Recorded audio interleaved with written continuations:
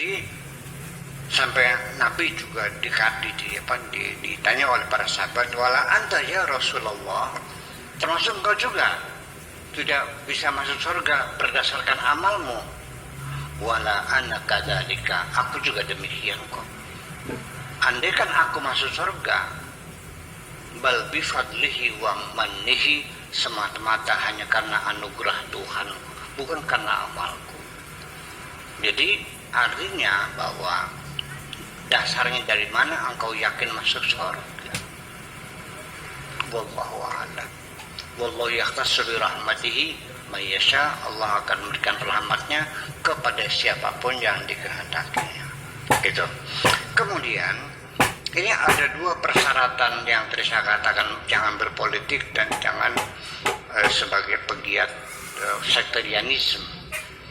Ini saya jujur saja, ini sebetulnya nasihatkan sangat subjektif sebetulnya, sangat subjektif sekali ya. Jadi ini mah sebagai suatu alur cerita bahwa ini adalah subjektif ya, tidak juga lah ya.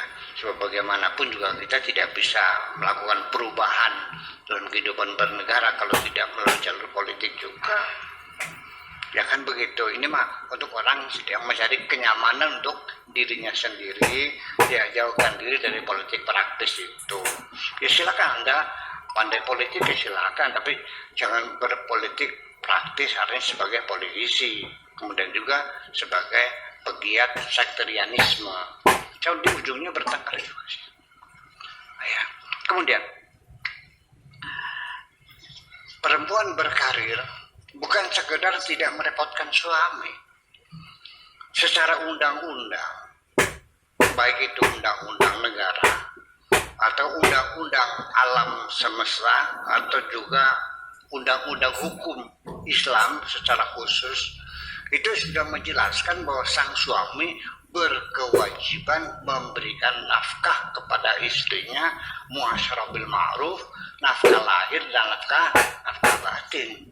Jadi artinya didesain dalam syariat Islam, perempuan menerima nafkah, lelaki yang memberikan nafkah.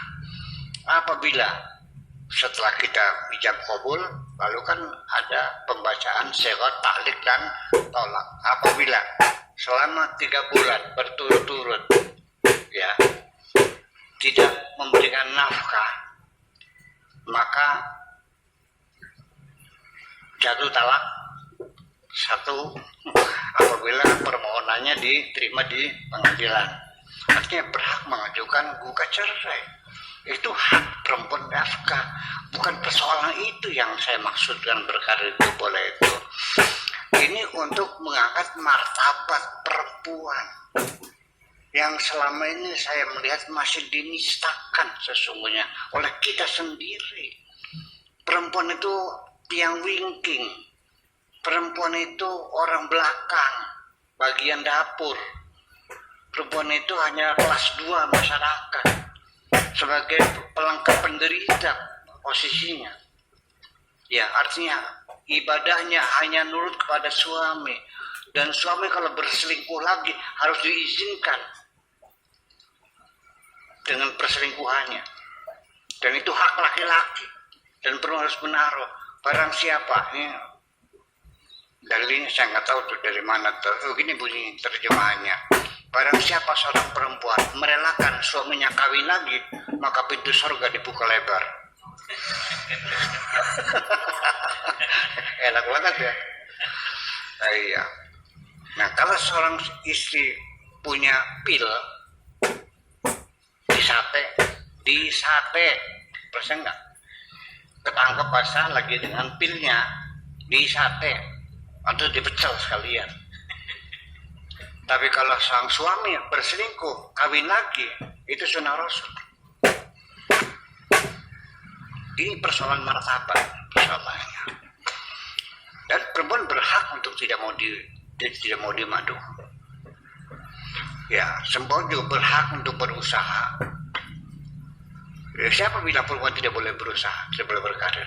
Itu mah di Arab Saudi, perempuan tidak boleh dagangan tuh. Nggak ada perempuan dagangan di sana. Ya, nek mobil aja baru sekarang diperbolehkan. Nah itu. Dan sesungguhnya yang menjadi persoalan adalah saya ingin melihat perempuan merdeka.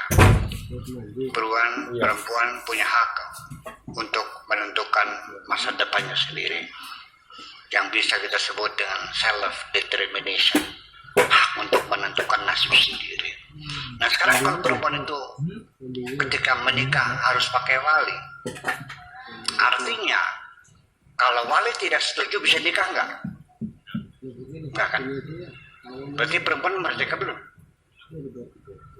Kalau dia belum bisa menentukan masa depannya, ditukar orang lain, berarti perempuan sampai sekarang belum merdeka, masih dalam jajahan lelaki. Ya, kita jujur aja. Nah sekarang bagaimana? Ketika perempuannya berkarir dan dia mendapat penghasilan juga, saya katakan, suaminya bekerja, dapat gaji, istrinya bekerja dapat gaji. Karena status awalnya suami berkewajiban memberikan nafkah dan istrinya bisa mencari uang sendiri, maka ketika suami dapat duit, itu duit berdua. Rezekinya suami adalah rezekinya suami istri.